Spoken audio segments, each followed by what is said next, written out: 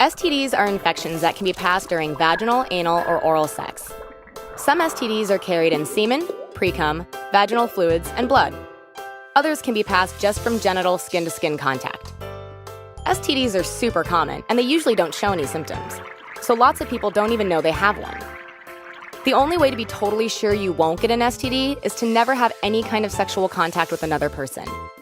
But the reality is most of us do have sex at some point in our lives. So the best way to help prevent STDs is to have safer sex. Safer sex means using condoms, female condoms, and dental dams every single time you have vaginal, anal, and oral sex. These barriers help block body fluids and some skin-to-skin contact that can spread STDs. Using barriers can even make sex better. When you're protected, you can relax and focus on each other instead of worrying about STDs.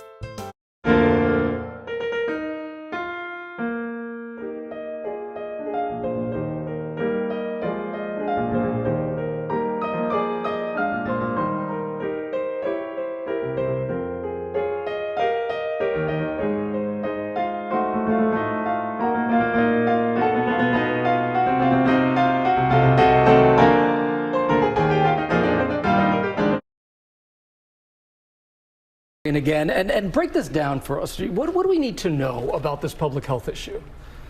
Well, unfortunately, it's something that I deal with commonly as an emergency physician, talking about sexually transmitted infections. In the past couple of days to months, we've seen increases specifically related before and after the pandemic.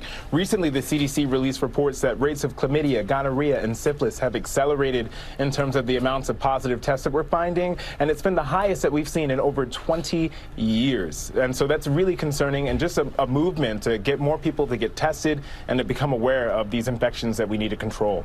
You mentioned the rising rate after the pandemic, people back out there again interacting with people. What's driving up these rates?